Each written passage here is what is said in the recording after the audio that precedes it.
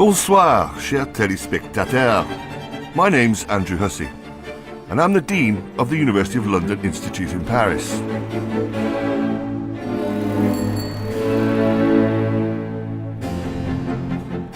I first came to the city as a teenager, and I've had a big connection with it ever since. Now, I live and work here. I still love the place, and I'm still fascinated by it. But these days, I travel around Paris not just for pleasure, but also to explore the places that inspire my writing about the city. But there's still one trip in Paris that I always make with a fair amount of trepidation. And that's here, to the Louvre.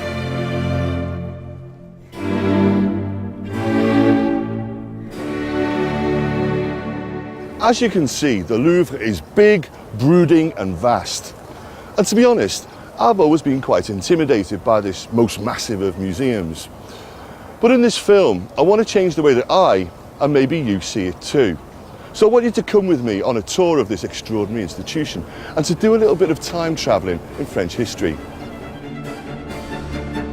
On the way, I'm going to try and make sense of a place that's jam-packed with over 35,000 pieces of art that you'll find in mile after mile after mile of galleries. It's a building that's over 800 years old and bursting with history. So come with me and see the Louvre transformed from a medieval fortress to a royal palace and then to a modern day museum. We'll look at the great art of Da Vinci, Rubens, David and Géricault. We'll enjoy the glories of antiquity, and we'll explain why the magnificent artworks you can see today arrived in the museum and what they tell us about both the Louvre and France. I want to argue that if you know the secrets of the Louvre, know its history, know the glorious art within these walls, then I think you can understand France.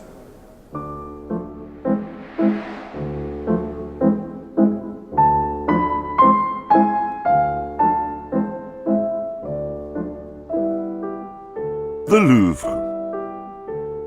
Well, there's lots and lots and lots and lots of art here. So where to begin? Well, why not start with one of the oldest paintings in the museum? From the 15th century.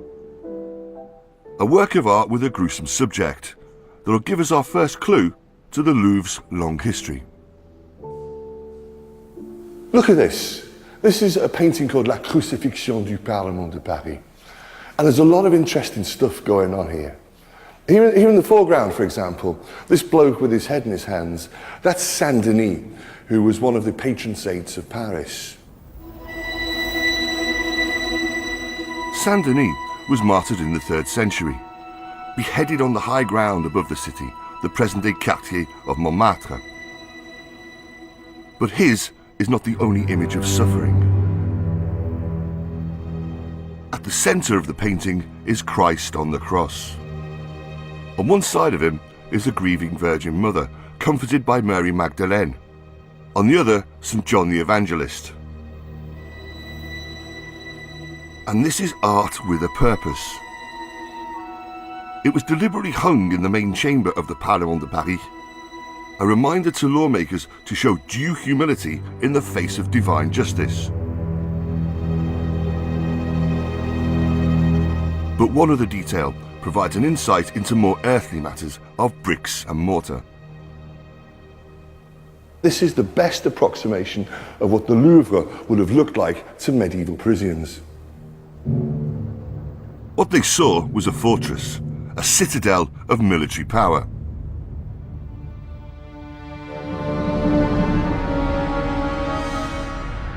The medieval Louvre was built strategically close to the River Seine, along the walls of the medieval city. A 30-metre tower looked out to the west and the enemy, the English, on a border sometimes only 45 miles away. The castle dominated the Parisian skyline, a very visible and very deliberate assertion of French power.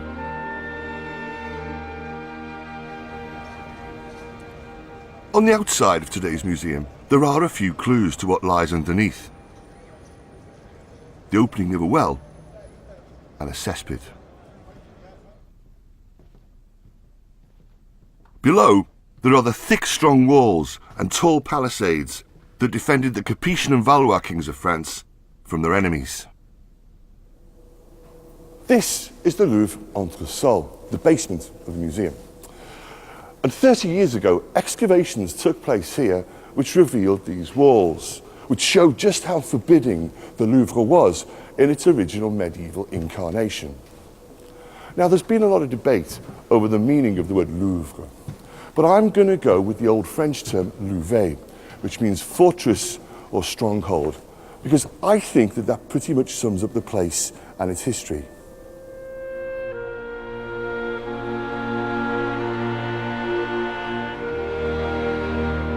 When the Renaissance came to France in the 16th century, this military fortress became a royal palace of great style and culture.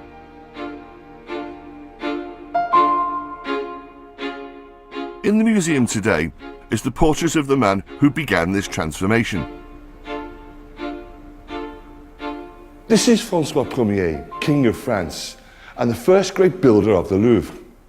It was painted around 1530 by the artist Jean Clouet. And it's a portrait of a real Renaissance man. He's a fighter, check out the hand on the sword, ever ready. But he's also a lover of culture. And so it's a picture of refinement, check out the tasteful clothes. He is every inch, as the French would say, a man à la mode. François Ier began the tradition that French kings should be both connoisseurs of art and patrons of artists. In 1516, he persuaded an elderly Leonardo da Vinci to leave Italy. The painting days of the great genius were over, but it's thought that he brought with him you know who. This painting, that millions come to see today, was the first ever work of art to enter the French royal collection. Mona Lisa, Mona Lisa, men have named you. Ah, Mona Lisa. Mona Lisa. That smile. That smile. Enigmatic, mysterious, tender, or mocking. They have blamed you. What is it about that smile? I asked the Louvre's curator of Renaissance art, Vincent de Lieuvin. The problem I've got with the Mona Lisa is that she's such a big media star. Personnellement, qu'est-ce qu'il y a qui vous attire vers ce tableau, malgré la méditation? What you have to do is to try and forget that she's such a big star and really get into the painting. Get up close and love it for what it is. And she definitely invites us to love her. It's such an incredible ability of the painter to portray that most difficult and subtle of human expressions, the smile. There are 1,000 ways of interpreting a smile, and that was the genius of Leonardo, to be able to capture such a subtle and rich human expression. And she's such a flirt. Of course she's a huge flirt. The French like that sort of thing, but hey, you're not completely untouched by her, are you? Mona Lisa.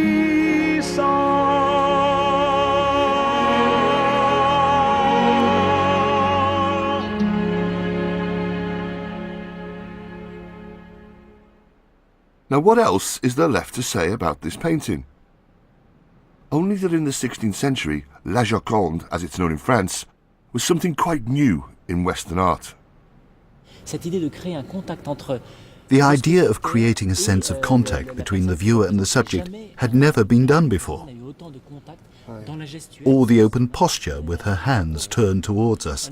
She's greeting us as if we were in her palace, in her room even. And it's even smiling at us. That technique of drawing the viewer directly into the painting was hugely innovative. Et c'est le côté humain qui marque And is all this a new departure for Western art? de l'art en Europe. Absolutely. How many politicians' portraits have you seen in the style of La Joconde? Everyone uses Leonardo's style, from the framing to the posture to the direct approach of the subject to the audience. So how influential was this approach to portraiture at the time? Well, let's go back to the portrait of Francois. Had its creator Jean Clouet seen the Mona Lisa? We don't actually know, but Francois does look us straight in the eye. His body's turned towards the viewer and his hands face the same way as Da Vinci's Florentine Lady. And as with her, we're drawn towards the personality of the king.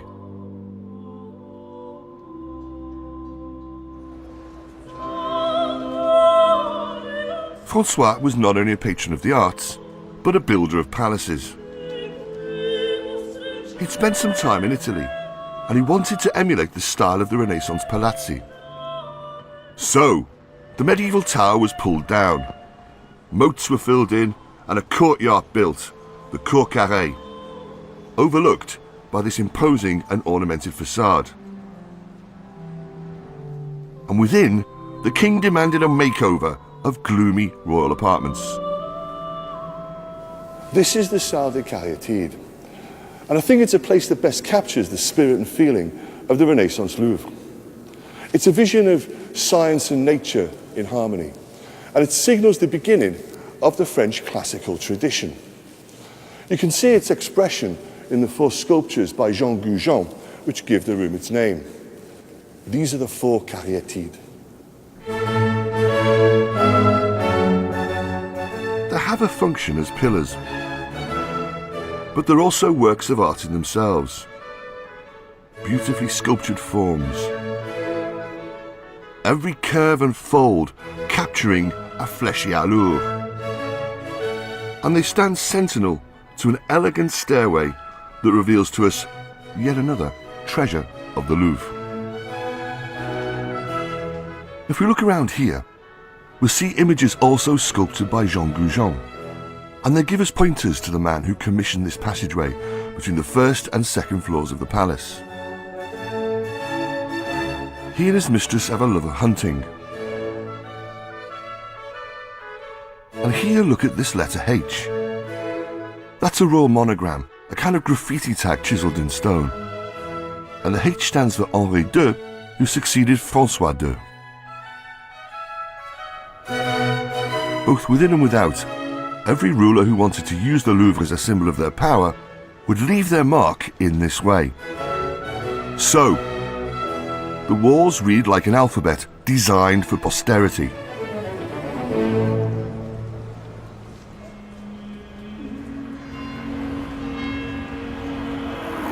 The Renaissance Louvre was a place of great culture, but it was also the location for great violence during the infamous St. Bartholomew's Eve massacre. When religious war between Catholics and Huguenot Protestants threatened to tear France apart, the palace was witness to great horror that began with the most familiar of sounds from the nearby church of Saint-Germain-l'Auxerrois. In the early hours of the 24th of August 1572, the sound of monks tolling the bell for matins could be heard as usual throughout the streets of Paris. But this particular morning, this normally reassuring sound was the cue for slaughter to begin, of Protestants by Catholics. Tuez-les tous was the battle cry. Kill them all.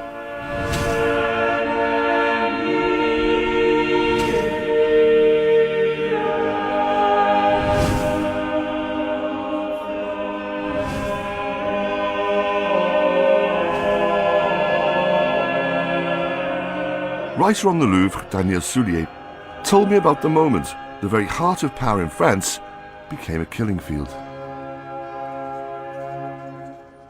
These windows were the Queen's rooms.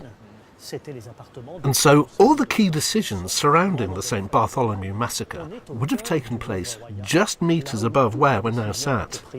Au moment des massacres de la Saint-Barthélemy.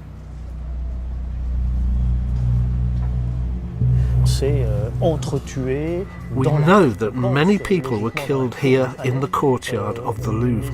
They were slightly hesitant to kill people in the actual royal apartments, so we imagine that they dragged a lot of people out here in order to kill them. There's another story that people tell, where the king at the time, Charles IX, sat in a balcony window with a crossbow, firing down upon Huguenots who were trying to escape on the River Seine.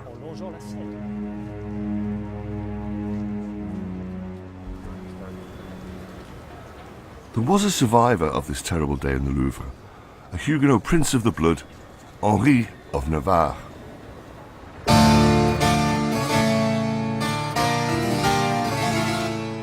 Days before the massacre, Henri had married the sister of Charles IX, Marguerite de Valois. 20 years later, the couple were king and queen of France. The last Valois king had died childless, and Henri, next in line to the throne, became the first ruler of a new dynasty, the Bourbons. But to become Henri IV for all of France, and crowned as such in Paris, a deal needed to be struck. Henri would have to convert to Catholicism. He passed through here, the Rue Saint-Honoré, which is just opposite the Louvre, heading for Notre Dame to hear Mass. And this was on the 22nd of March, 1594. He did this because, as we know, to give France peace and unity, it was worth a Mass. Paris vaut bien une messe. A statue of Henri IV is on the Pont Neuf, which was itself completed in his reign to connect the right and left banks of the Seine. But the king was also determined to make his mark on the royal palace nearby.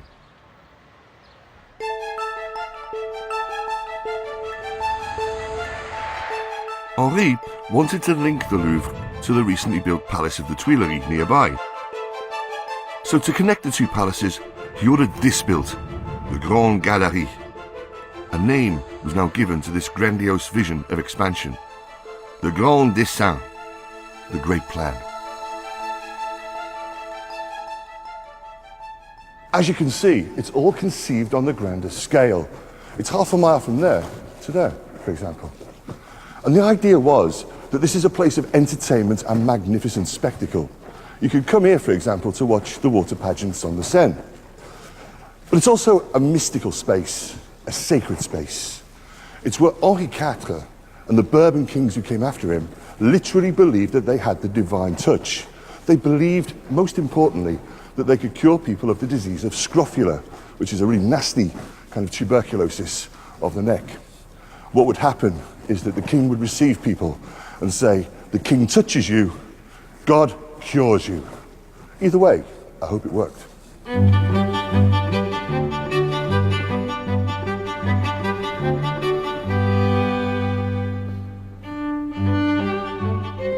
Now there is a clue to Henri's life and loves in the Louvre. It's a painting that's not in one of the main galleries, where thousands gather to look at the usual suspects. But if you find this mysterious and striking work of art, you won't be disappointed.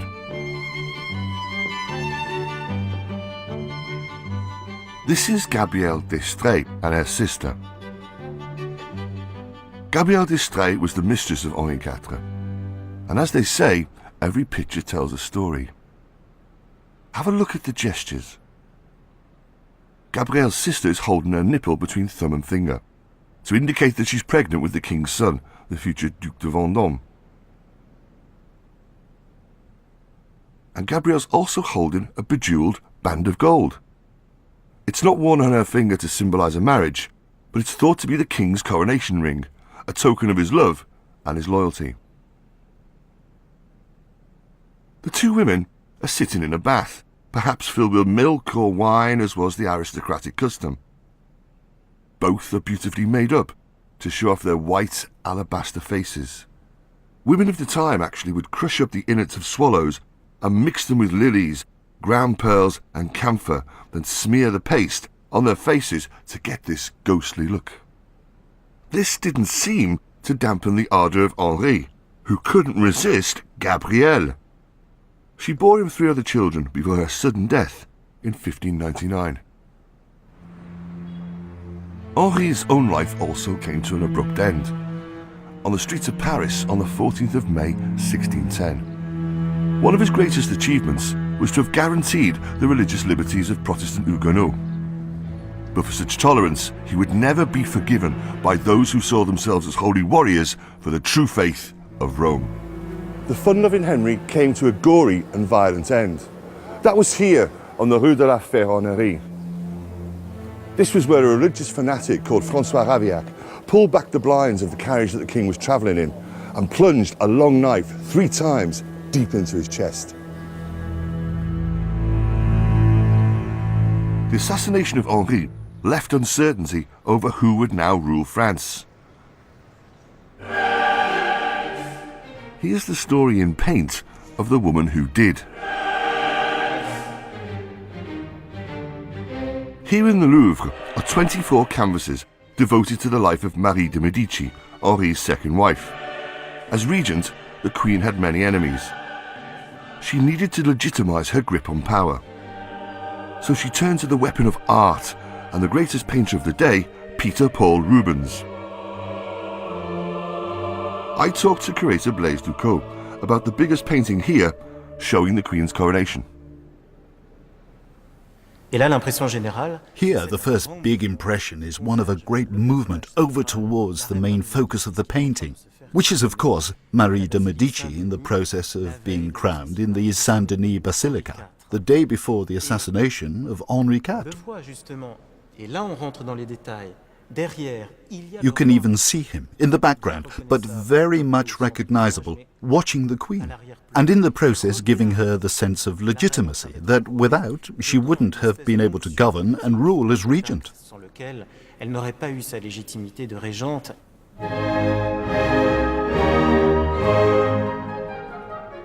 This is painting on the grandest of scales. This is the art of the Baroque, with its extravagant use of movements and colour, and its feeling of sensuality. And all of this simply leaps out here.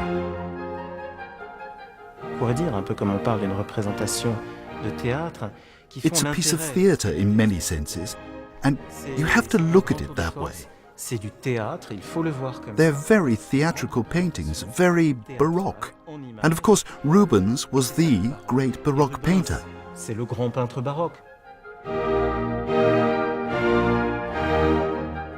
And it was the sheer monumentality of the Baroque that fired the imagination of the next ruler of France to mould the Louvre in his own image.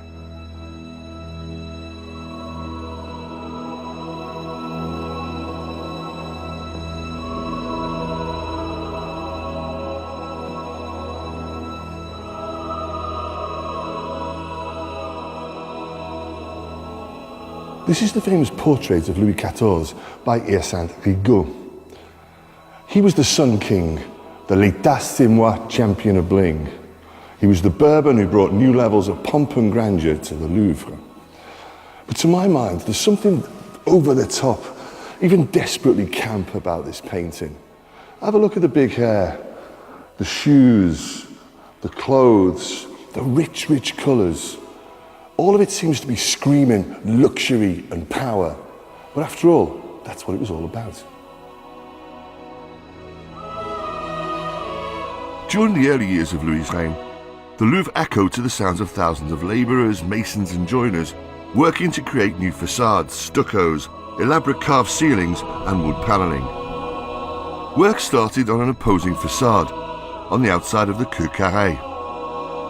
This colonnade would look out, and Parisians would look up to the palace with due deference and awe.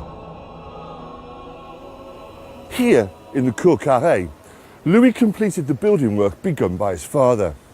He quadrupled the size of this courtyard to the dimensions you see today, and with one express aim, to make the Louvre a bigger and more imposing place.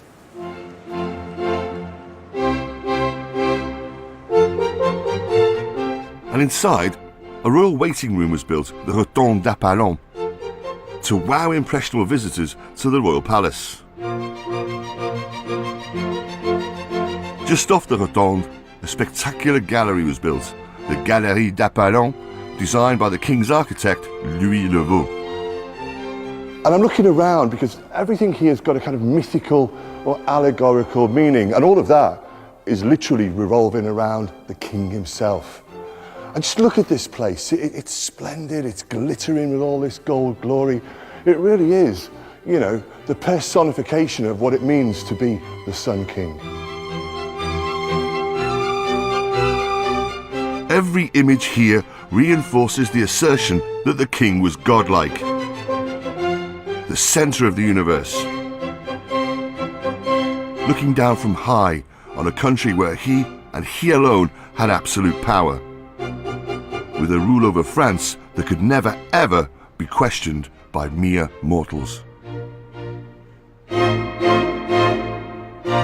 Unlike his illustrious predecessor Francois, Louis was not only a builder, but someone with a huge appetite for collecting art, the Charles Saatchi, if you like, of the 17th century.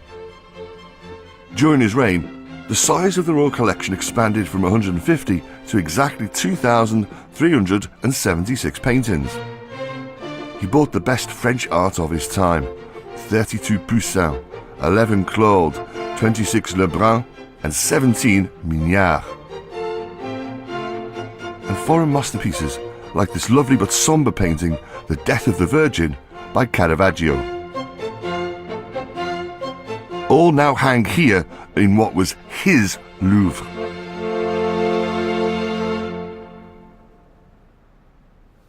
The Louvre was a luxurious plaything for Louis XIV, but there was one big problem.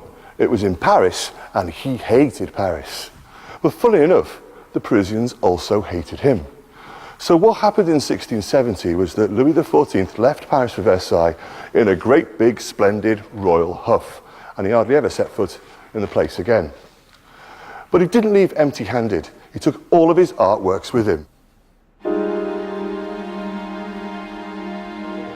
With the exit of Louis XIV to Versailles, the Grand Dessin was put on hold.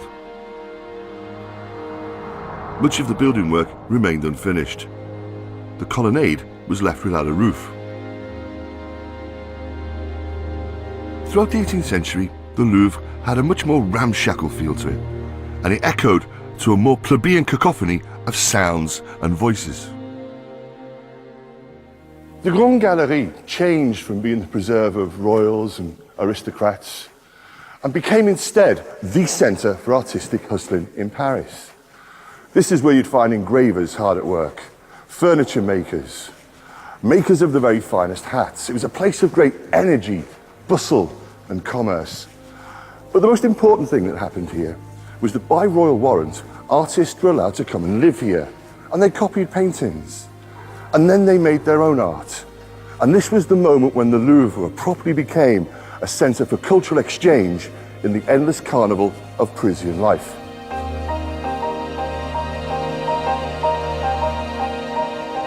As the palace began to open its doors to vulgar outsiders, the presence of the Royal Academy of Painting and Sculpture in the King's former apartments still preserved a sense of decorum and gravitas in the Louvre.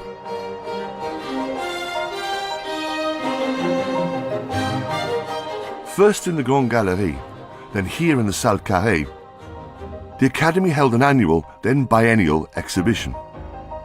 Starting on St. Louis' Day, 25th of August, the salon was open to the public.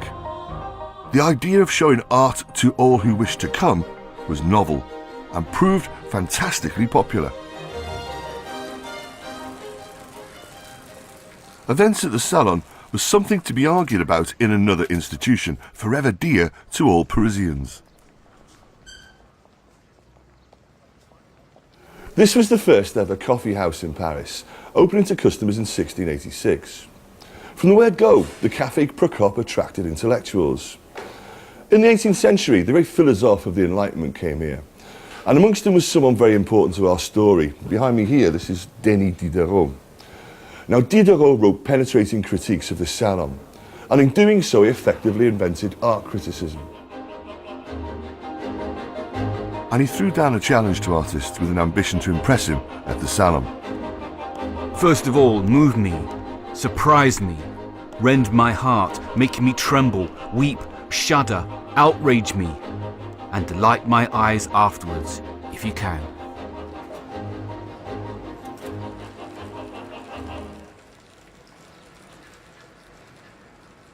Diderot was delighted by one artist whose wonderful and poignant self-portrait you can find in the Louvre. And this is the painter, Jean-Baptiste Simeon Chardin. Chardin did this pastel drawing of himself when he was 76, and the infirmity of old age had stopped him painting in oils.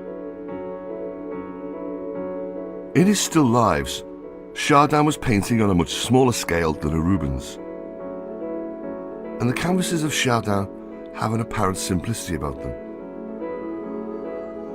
But this art is not simplistic, and in these paintings, small, not big, is beautiful. The work of Chardin mesmerized Diderot, who saw something magical at work. Oh Chardin, it's not white, red and black that you're mixing on your palette. It's the very substance of objects. It's the very air and light that you put on the tip of your brush and place on the canvas. I talked to curator Marie-Catherine Sahu about Chardin and what he taught Diderot.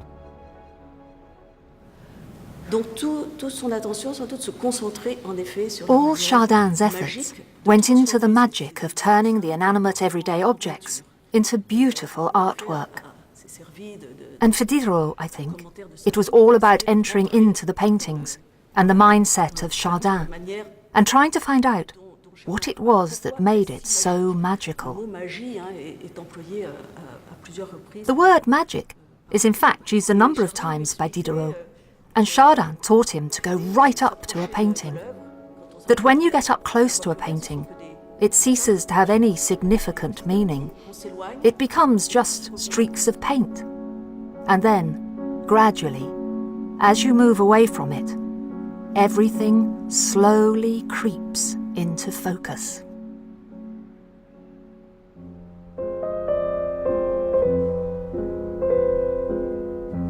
There's one painting of Chardin that I especially wanted to look at here, the one that's considered his masterpiece, the Ray. Yes, it's a still life, but with such energy and motion. Look at the cat about to pounce on the oysters.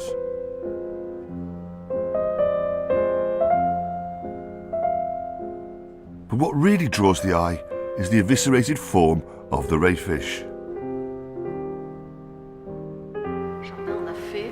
I think Chardin created a true character of the ray, personified in many senses with a seemingly tragic character. He uses the form of the ray, this triangular shape that you see, but also its whiteness to construct his painting. And then there's the semblance of a face that many people read into the painting, which is in fact neither the mouth nor the eyes, but the gills. It's a sort of anthropomorphic vision of this ray, which is, of course, also rather dramatic, with its insides coming out, reddened.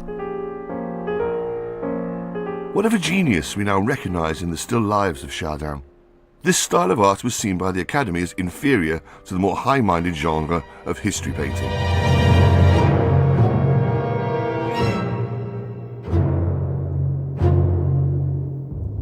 Works inspired by the past can be seen in the Salle Rouge, where hang the creations of one artist who in the late 18th century received the acclaim of the Salon, with paintings that look back to antiquity as a source of moral instruction to the present.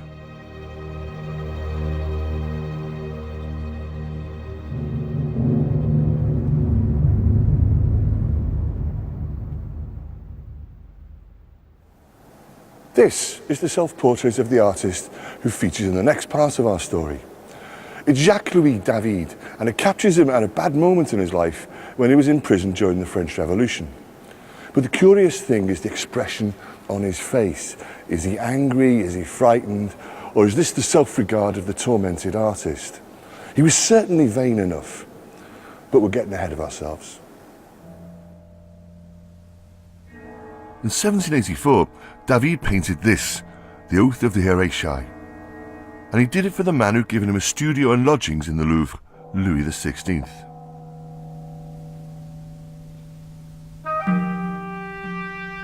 It tells the story of three brothers sworn to defend Rome. Look at the outstretched arms reaching towards their father, who holds the weapons of war in his hand. And look at the way the picture splits in two, between its masculine and feminine characters. The style is simple, austere with sombre colours.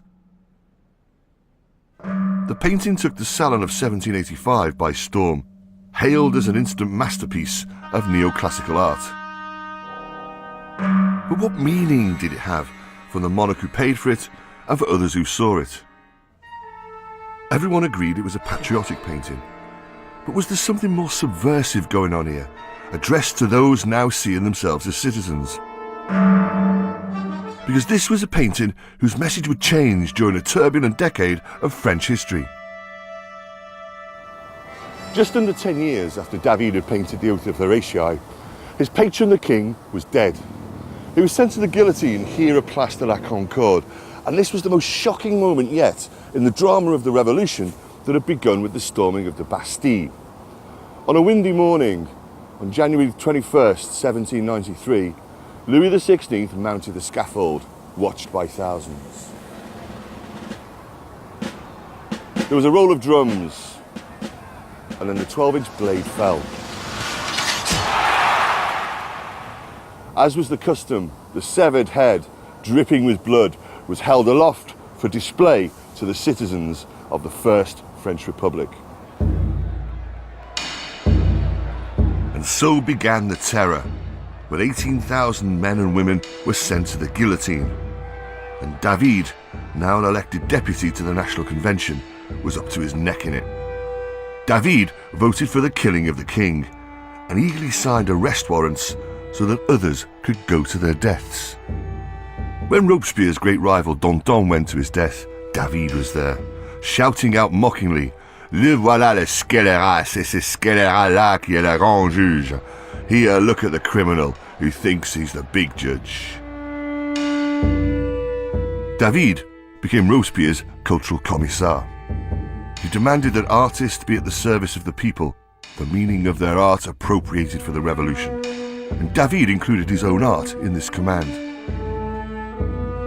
So, when his masterpiece, The Oath of the Horatii, was shown again, it was interpreted as a work of revolutionary virtue, with oaths to la patrie, much fraternité, and a taste for martyrdom. But what paintings like this needed was a public place to educate loyal citizens of the Republic. So David and fellow revolutionaries turned to an idea proposed by Enlightenment thinkers like Diderot, who'd advocated that a permanent exhibition space be created. A museum. So where?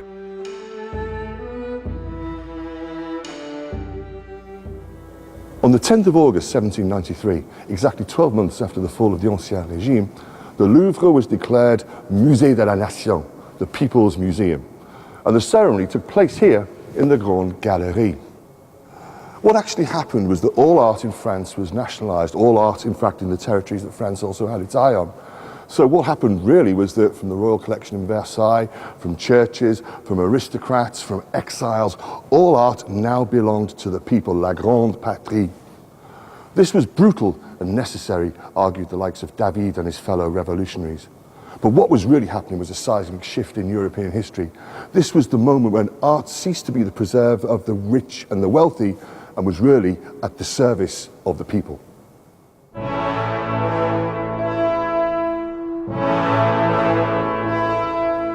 The new museum worked to the revolutionary 10-day week. The first 6 were reserved for artists who were at liberty to take paintings off the walls to copy, free to put chalk marks on the canvases.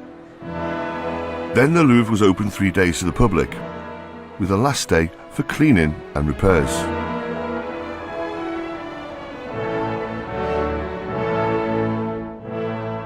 And to add to the galleries of confiscated art, the Revolutionary Army was given the order to seize new treasures during their campaigns abroad.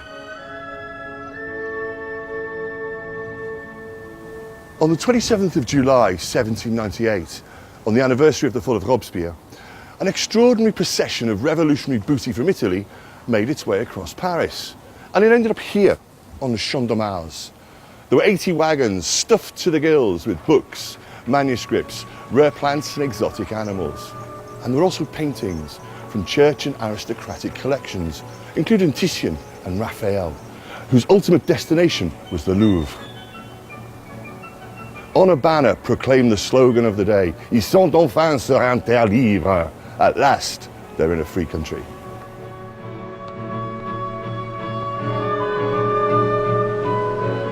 Today, there are works of extraordinary beauty for us to enjoy in the Louvre, and all because of this revolutionary plundering. There are sculptures by Michelangelo, the dying and the rebellious slaves. They were taken from the Vatican in Rome.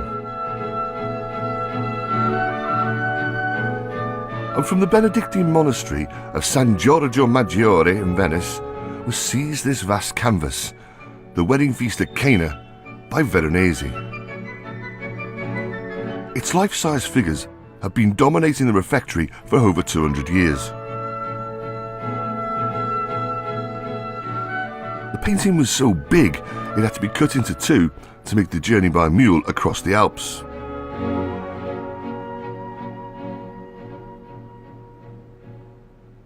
Vincent Delivan knows the painting intimately.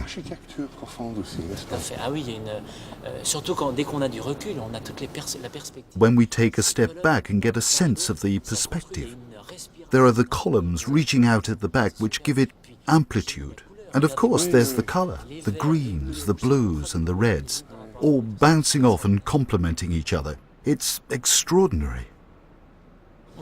Across the painting, it's the little hidden gems that I love. All the little details. And there's even a musical performance going on here in the foreground.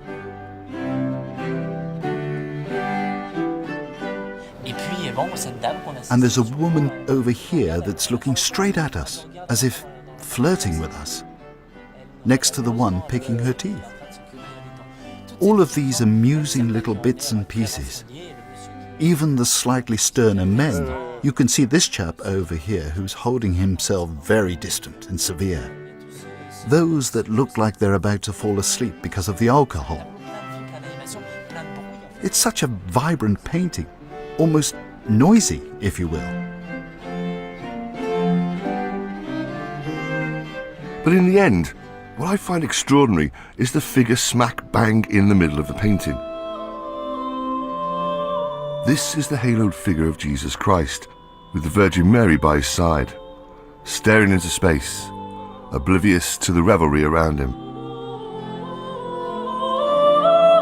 Perhaps the message here is simple. All this pleasure around me is ephemeral. What I bring you is eternal.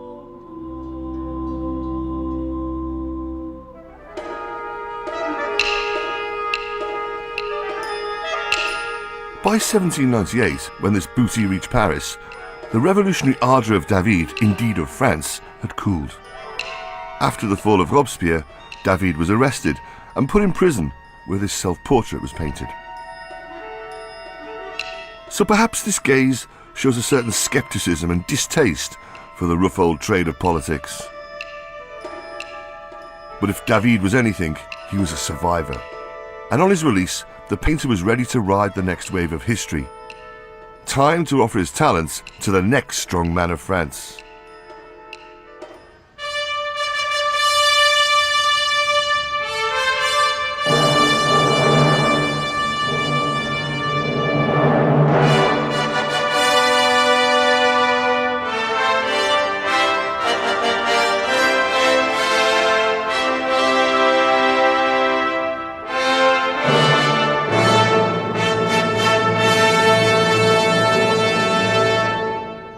David found himself at the beck and call of a man who said that he didn't know much about art and architecture, but he did know exactly what it meant when it came to buffing up his image. This was a man who'd been a military hero during the revolution. Then after the coup d'etat that ended the Directory, he was a first consul. He was the despot who crowned himself emperor. Yes, Napoleon Bonaparte.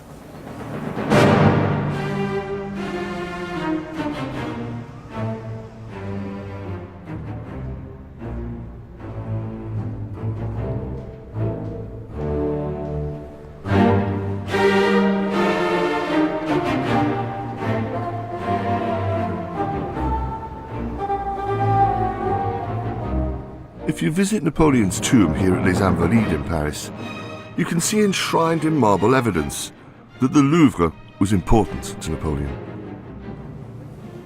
Partout où mon règne a percé, il a laissé des traces durables de son bienfait. I love this. This is the celebration of Napoleon's public achievements. It's look upon my works, ye tourists, and be impressed. And on either side there's a list of everything that he's achieved as public works.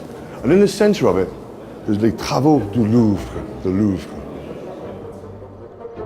Once Napoleon had absolute power in France, he wasted little time in using the Louvre for the purposes of self-promotion.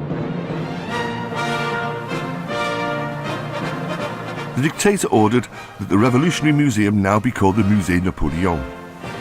And he had this mini and first Arc de Triomphe erected here in front of the Louvre on the Carrousel as a monument to his martial glory.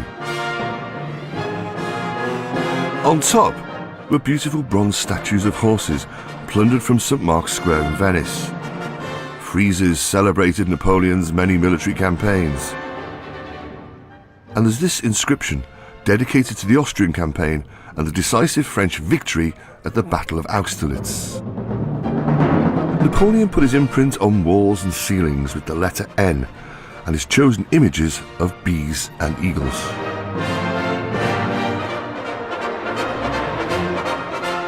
And he needed a painter to immortalise the most sacred moments of his life in the most sacred spaces.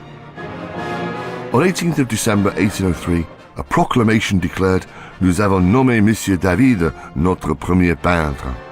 Much to the immense self-satisfaction of David, he was now our first painter, and in 1804, we had a job for him. Napoleon made sure that David, his court painter, witnessed the moment that he crowned himself emperor here in Notre Dame on the 2nd of December 1804. Originally, David had a ringside view for his sketching, but then the master of ceremonies, an aristocrat called Louis-Philippe de Ségur, who was very conscious of class and rank, moved David right up into the galleries, right high up, where he could neither see the procession nor, crucially, could he see the crowning. But when this happened, David exploded, he went mad, there was a fight, real fisticuffs. And it was only after this punch-up that David got his rightful place back. The rest, of course, is art history, but, you know, talk about an artistic temperament. The finished work's in the Louvre. And it's a piece of work on a huge scale. But it's the detail that's important, and this is what preoccupied David and Napoleon when they met to discuss the painting. David captured the moment that Napoleon crowned Josephine Queen, not his own coronation. Her kneeling figure was copied from Rubens's Coronation of Marie de Medici. And by the way, she's had years taken off her by David's painterly facelift. Originally, David had painted the Pope with his hands folded in his lap, until the Emperor explained that he hadn't got the Pontiff all the way from the Vatican just to sit and do nothing. So David changed this to Pope Pius VII, blessing the coronation.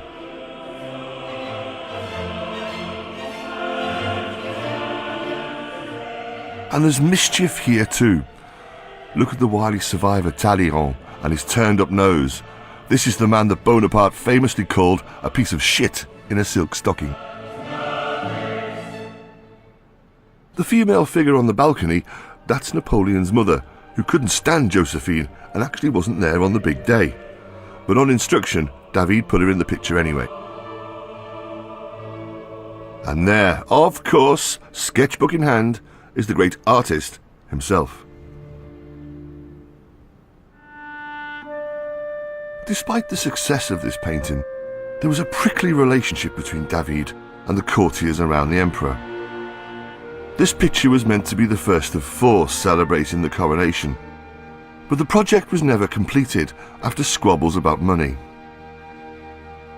So it's perhaps no coincidence that in 1806, the great general gave David and fellow painters their marching orders. They had just 24 hours to pack up their studios in the Cour Carrée and get out.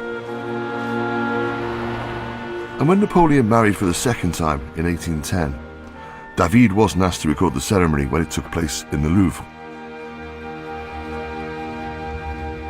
The close relationship between painter and despot was over as their fortunes declined.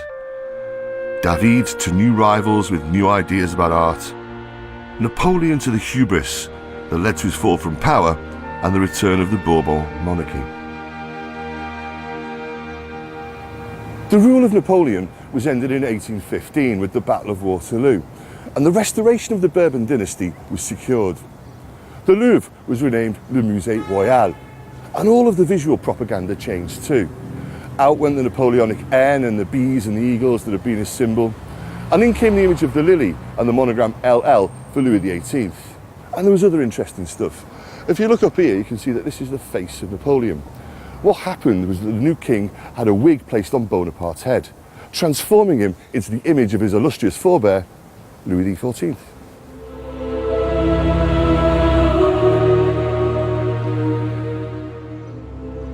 The Restoration was a challenging period for the Louvre, forced to concede to demands that 5,000 pieces of plundered art be returned. The bronze horses on top of the Arc de Triomphe went back to Venice and were replaced by these grey imitations. Some treasures did remain. The wedding at Cana was kept, simply too big to be moved again, the museum argued. An elderly David was now in exile, like his former patron Bonaparte. But a new generation of painters was emerging and producing stunning works of art. One is to be found in the Salle Rouge.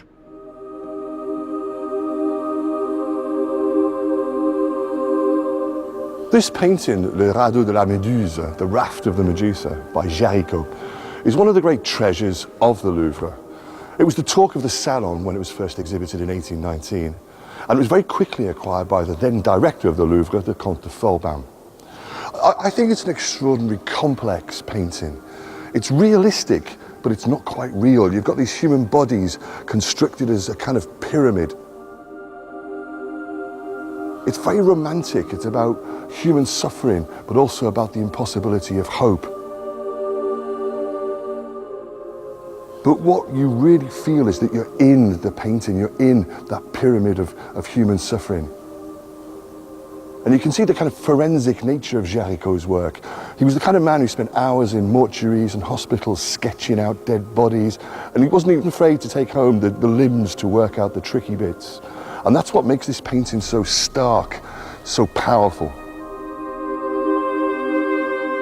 There was no bigger scandal than the shipwreck of the frigate Méduse off the West African coast, captained by the hapless Viscount Chaumarie. Of the 147 crew, only 13 survived. This was headline news, and the public lapped up lurid tales of cannibalism and madness. Such a juicy story translated to canvas could only be good for the career of the 20-year-old artist. I asked curator Sébastien Allard about the painting.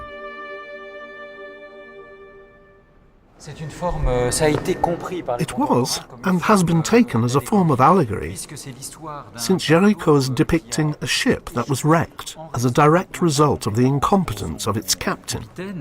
Survivors were stranded on a raft without food, water, or hope, and people took all this as an allusion to the French state after the fall of the empire, governed by incompetence. There were more intense, romantic sensibilities at work here. We can see here a taste for rather dark and sinister painting that's in stark contrast to the relatively clear and bright paintings of David. and which of course acts as a tool towards the dramatic effect of the painting. And it's a rather macabre style, with a penchant for death and corpses.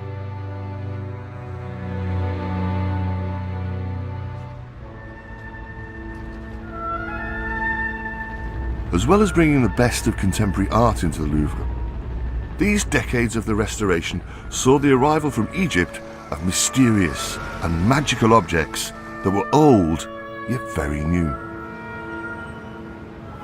On the 25th of October 1836, the great obelisk behind me here was unveiled. It came from a temple in Luxor and was the gift of the Khedive of Egypt. Its original base featured monkeys who had suspiciously large erections, and obviously this had to be replaced by something much more austere, in granite and fashioned in Brittany. But nonetheless, this latest monument was a great success. And the most important thing was that it announced a new mania in France for all things Oriental. The man who arranged the passage of the obelisk to Paris, and who brought so much to the story of the Louvre, was Jean-François Champollion.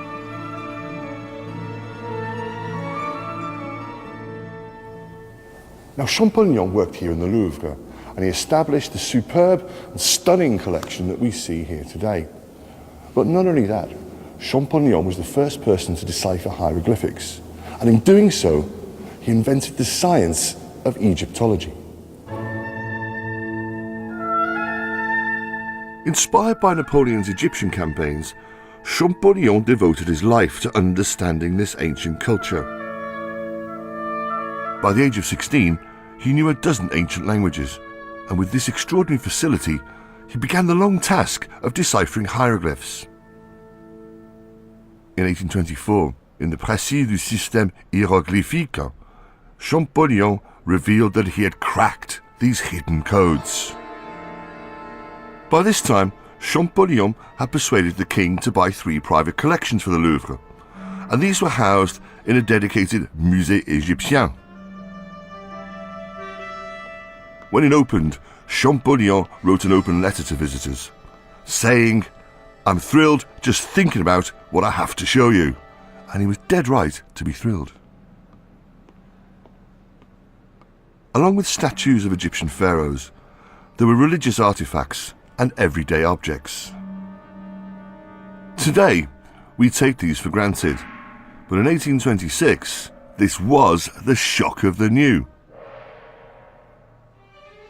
We should pause to reflect on this moment in our story, because it signals another important transformation for the Louvre. Before, it was a palace with paintings. Now, it's what we recognise properly as a museum, full of works of art from all ages and cultures, and a place for scholarly investigation. In its way, this was a cultural revolution.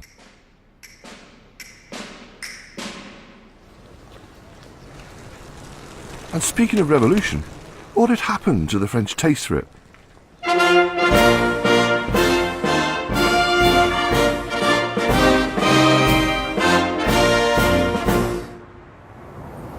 After 15 years of monarchy, the barricades went up in Paris. For 3 days, between the 27th and the 29th of July 1830, there was street fighting across the city to challenge the autocratic rule of Charles X. Les Trois Glorieuses, as it was known in revolutionary folklore, is naturally commemorated here with this fine and thrusting monument at Place de la Bastille. But one young French artist wanted to do things his own way to commemorate this July Revolution. He wanted something more sweeping, more daring, something more epic. And what he did is in the Louvre. 28th of July, Liberty Leading the People, by Eugène Delacroix, is to be found in the Salle Rouge. In 1830, Delacroix had written to his brother that he was taking on a modern subject, a barricade. "If I haven't fought for my country, at least I'll paint for her." The painting that emerged from his studio was the hit of the Salon. It's realistic. Delacroix used real people as models to depict real events, but it's also allegorical.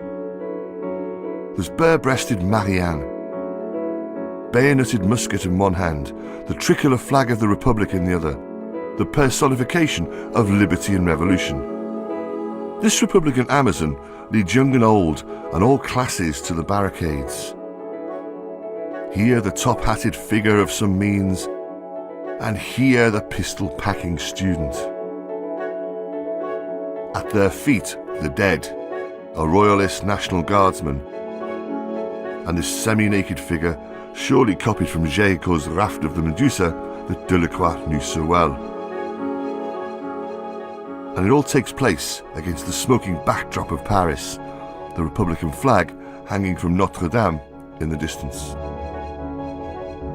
And the colours used here, red, white and blue, of course. There is perhaps no more iconic image in all of French history.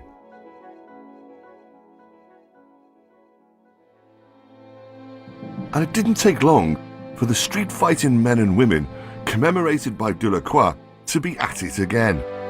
As Karl Marx observed, history was repeating itself. Revolution in 1848 was, in that very French way, followed by reaction. The nephew of Napoleon, Louis Bonaparte, came to power by coup d'etat that ended the short-lived Second Republic, and like his uncle, he declared himself emperor of a second empire.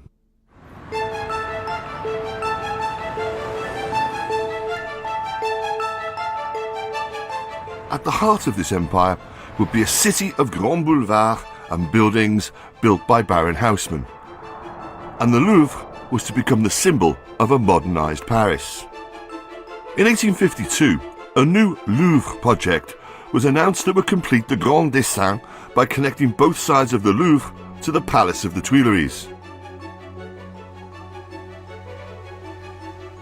The old tenement buildings and stalls that had been part of the site for centuries were bulldozed to make way for this vision of the future.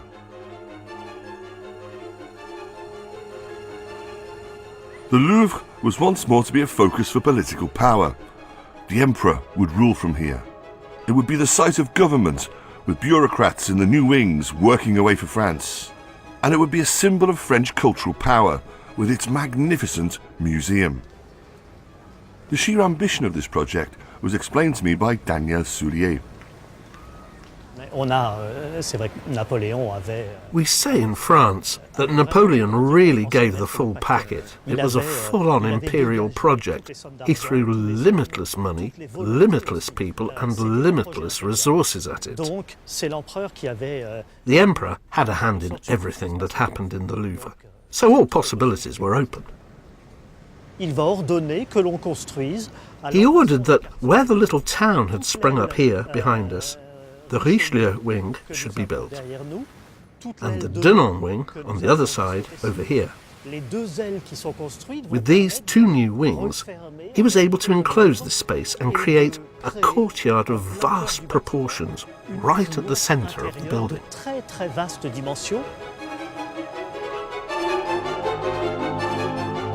Grandeur on the outside was reinforced by opulence within.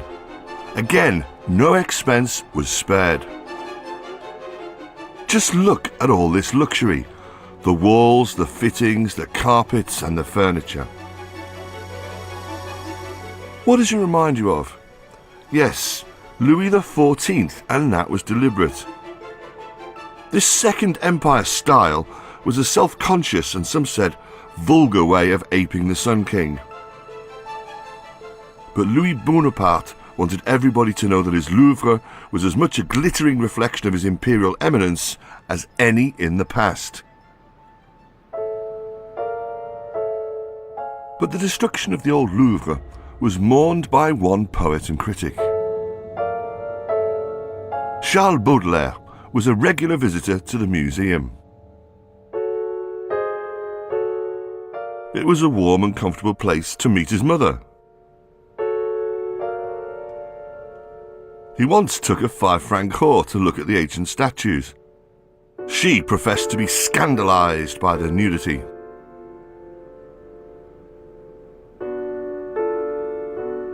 Baudelaire was a great admirer and friend of Delacroix, who in 1851 had completed this ceiling in the Galerie d'Apollon.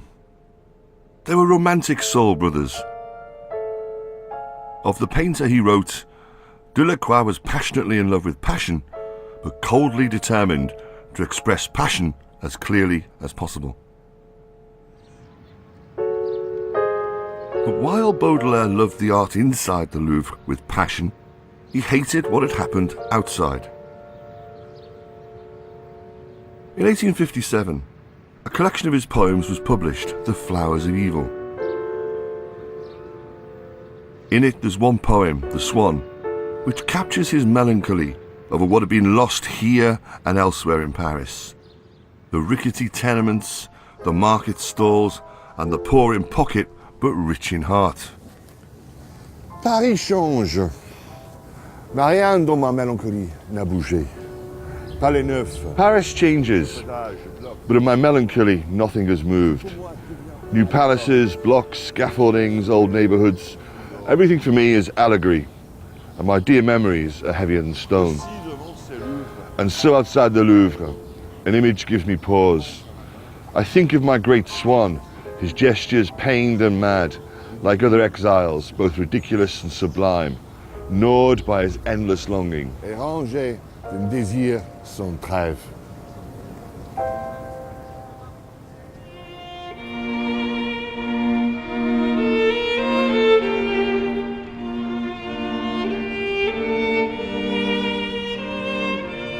Baudelaire had lost his beloved Paris, but the city created by Haussmann for Louis Napoleon is one that you can still enjoy today.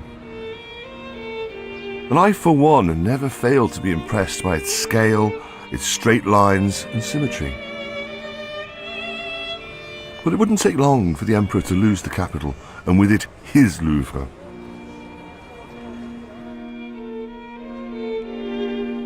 In 1870, he entered into a disastrous war with Prussia.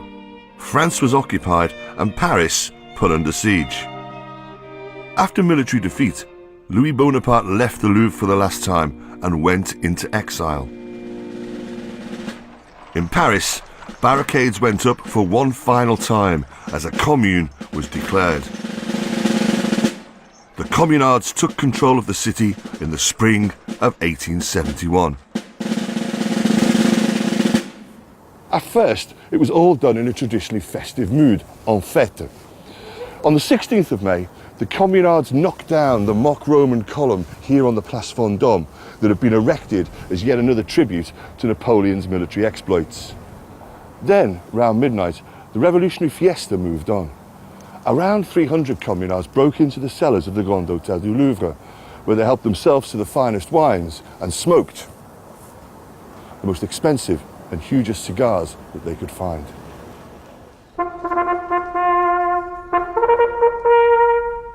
But these May days of hope were also accompanied by intense fighting around the Louvre. A civil war between left and right turned bloody. On the 23rd of May, the Palace of the Tuileries was set on fire and its dome blown up with explosives. The place that had been home to kings, queens and emperors burned for 48 hours.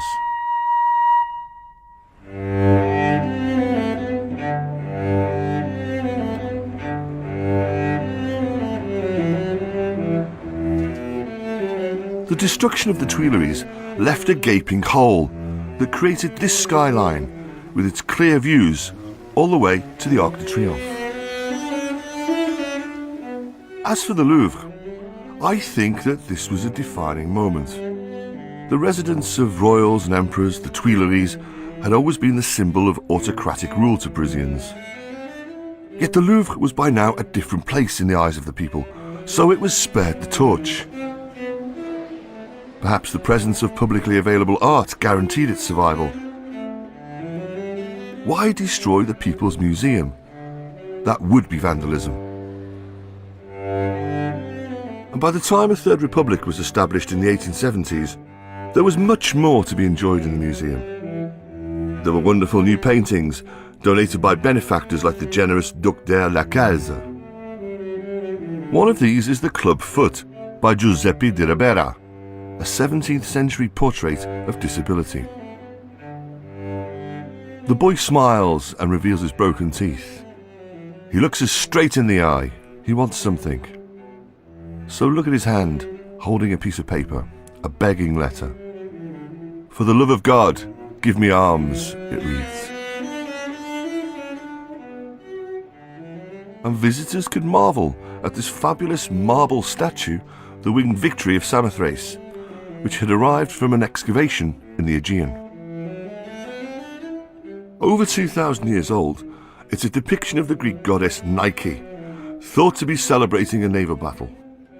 She's got a kind of still beauty and grace, but a flowing drapery gives her dynamism and movement. I feel as if she could take wing at any time and fly through the miles of galleries.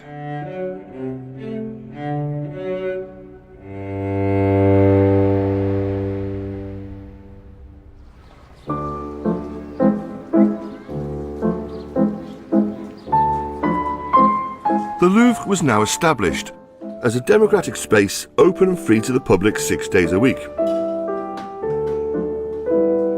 And visitors from all over France and beyond were eager to visit this must-see part of the Paris experience. By the late 19th century, there was no question that Paris was the cultural capital of the world, and that the Louvre was the most potent symbol of this domination. By now, it was well established as a public space open to all who wished to visit. The artists of the day would congregate in places like this, Café La Palette, and the Impressionists were the most regular visitors to the museum, taking their inspiration from the past to look, learn and copy.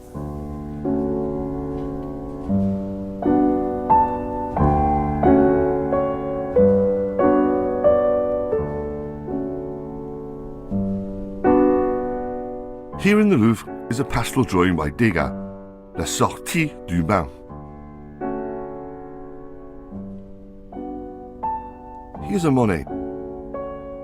At the time, works like these were considered avant-garde, scandalous even, and as such were rejected by the Academy that still controlled the Salon.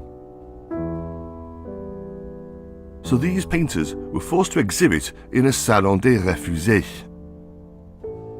Here's a Pissarro.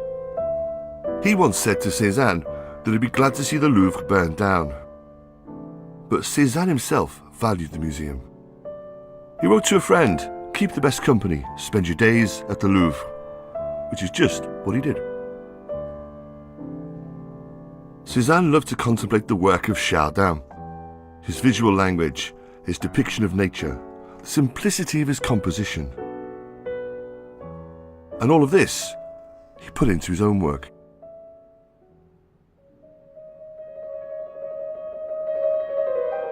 But composers could be similarly inspired. Claude Debussy stood in front of this painting, Embarcation for Cythera by Jean-Antoine Watteau. Who wouldn't be captivated by the playful flirtatiousness of the couples? And who wouldn't be mesmerised by its mystery? Debussy saw all of this and wrote a piece for piano, L'Île Joyeuse.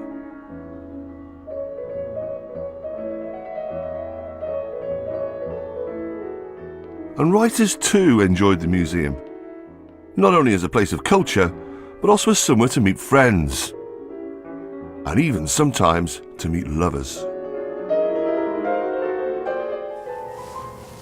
The Louvre was a place of amorous assignation for the American writer Edith Wharton. This is where she met her lover, the Paris correspondent of the Times, Morton Fullerton. They used to send each other secret notes in the Paris postal system. It was a kind of early 20th century form of text messaging. One from Edith simply said, "At the Louvre, 1 o'clock, under the shadow of Diana." And speaking of mysterious ladies, after all these many years, what had happened to you-know-who? The Mona Lisa remained in the royal collection until the Revolution. Then in 1800, Napoleon demanded that she join him in his bedroom at the Palace of the Tuileries, So not tonight, Josephine. But in the 19th century, La Joconde was back in the Louvre, now scrutinised by tortured Eastites. That smile on her face was surely the oh so cruel and mocking pout of the femme fatale. Then, on 21st of August 1911, the painting was nicked.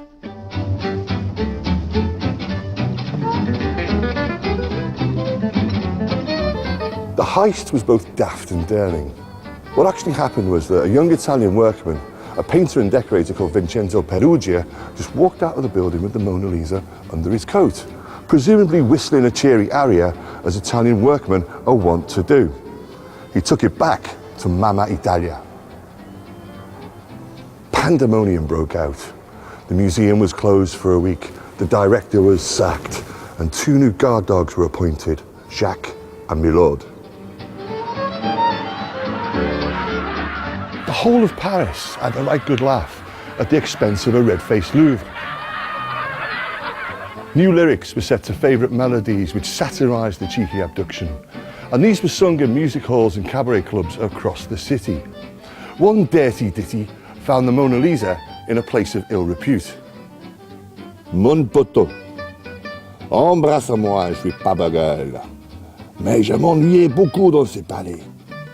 Un soir que le gardien criait en ferme, j'ai répondu ta gueule, je suis carbaté toute seule.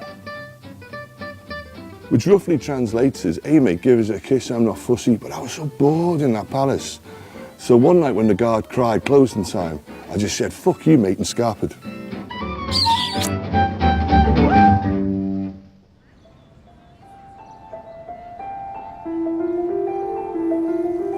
The year the painting returned to the Louvre, after being found in Italy, was the first of a world war when a generation bled to death for France.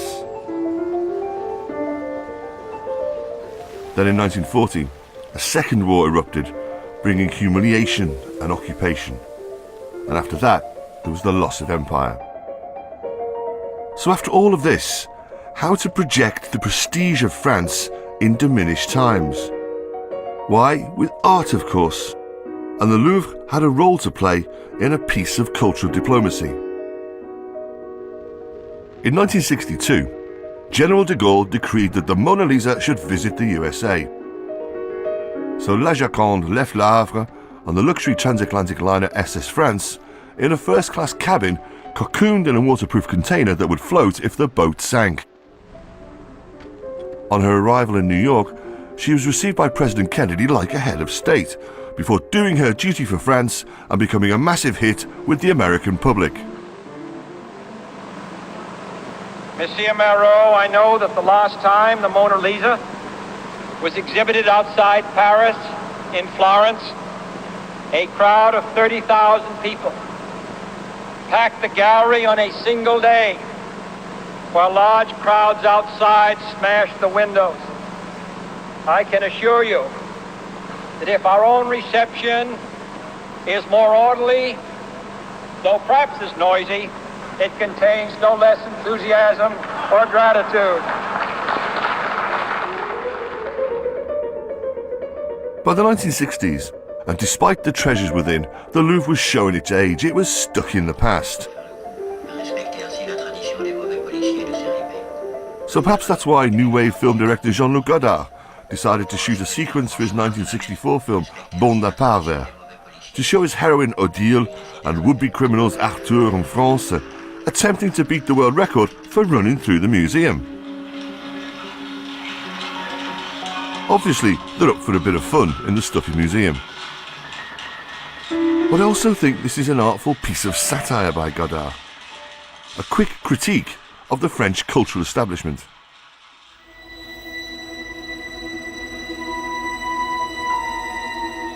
So how could the museum get a new lease of life? Well, return to the idea of building again. Return to the spirit of the Grand Dessin. In the 1980s, it was the creation of this structure behind me here which symbolised the transformation of the Louvre into a museum for the modern world. This is the glass pyramid designed by the American architect I.M. Pei. finished in 1989, is the most visible expression of the grand projet of the then President of France, François Mitterrand. And it's now the pyramid that defines the Louvre to the world. The Louvre was perfect for Mitterrand. The inauguration of the new entrance to the Louvre by President Mitterrand this afternoon means the public will now be able to... Mitterrand was a politician with an acute sense of history and a vanity to match. When elected in 1981, he was looking for projects that would be lasting testaments to his presidency. His culture minister Jacques Lang suggested radical change for the museum. Passant et repassant devant le I was going past the Louvre every day, and I remember being shocked by the dirtiness of the place and its general state of disrepair, with all the dust covering everything. And I was shocked by the presence of a large car park right in the middle of the Cour Napoleon for all the civil servants. So in, I think, July 1981, I added a little note to Mitterrand titled Le Grand Louvre. I said to him, what if we totally completed the transformation from palace to museum?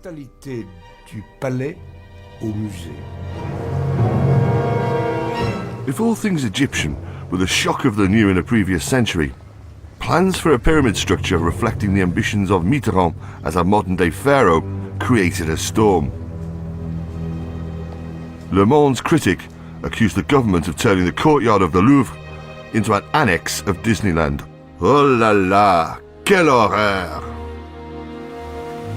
But I actually think that the Louvre came out of all this smelling of roses. This time, the modernists have won.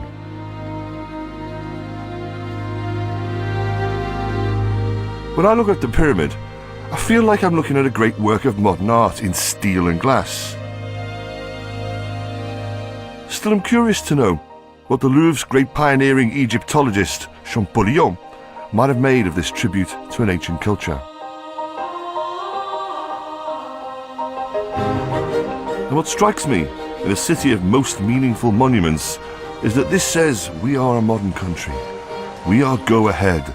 Nous sommes la France très cool.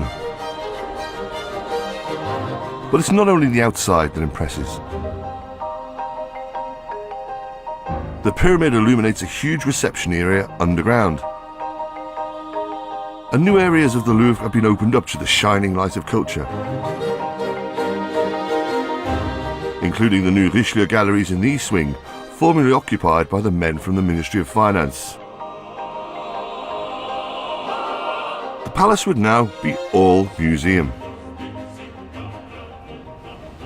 I'm in the Cour Marly, and I'm surrounded by statues.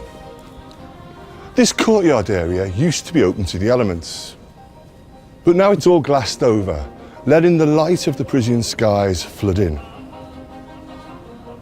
And that makes it a really comfortable and airy place to view art.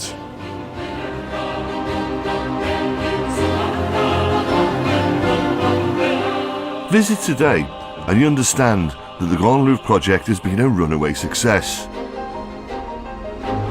Before the 80s, 2 million people visited the Louvre every year. Now, the figure's closer to 9 million. And this grandest of Grand Projets continues.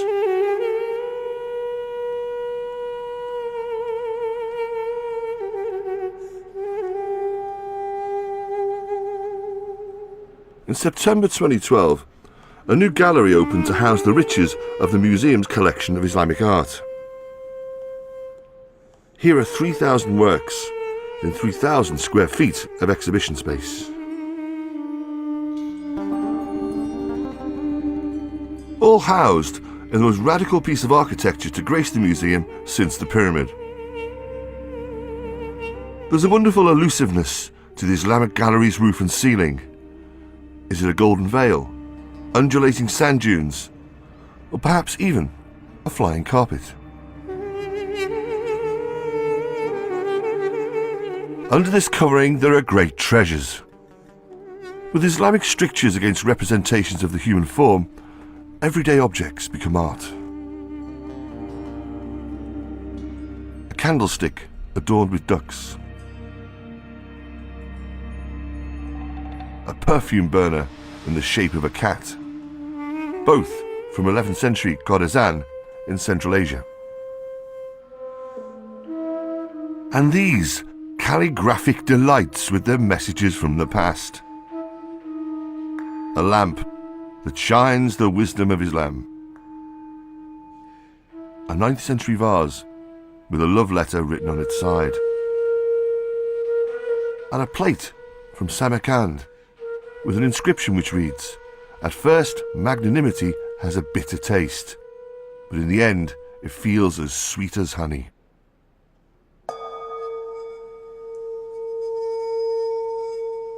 And in the lower galleries, I'm looking for a special work because it gives us one last reminder of this story of the Louvre.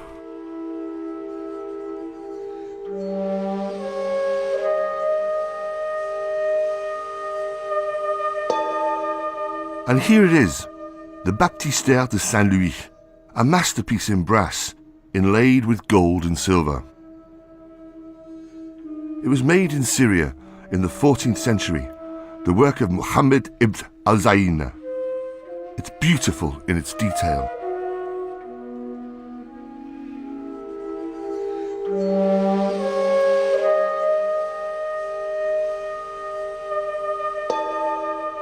And here, a coat of arms seemingly hammered on at a later date. This is the fleur-de-lis of the Bourbon kings. How this extraordinary object got into their hands is not known, but it was used to baptize Louis XIII, son of Henri IV and father of the Sun King, those great builders of the Louvre. And it made its way to the museum in 1793, confiscated from the royal collection by David and the revolutionaries. But for all this magnificent art, there's also a much bigger picture.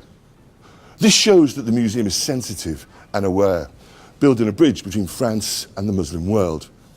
And this fulfills France's historical role as an influence there, une puissance musulmane. So, another canny piece of cultural diplomacy to project just the right image of France in today's world.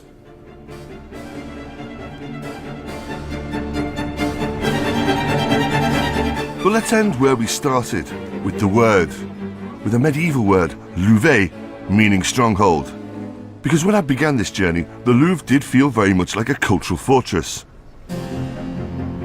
But time travelling through its art and history, what I've tried to do is open it all up, literally to l'ouvrir le Louvre.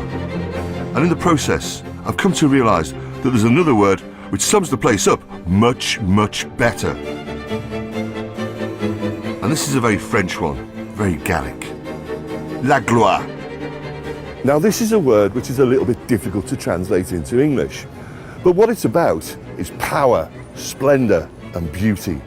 And that for me, chers téléspectateurs, is the real treasure of the Louvre, buried deep here in the heart of Paris.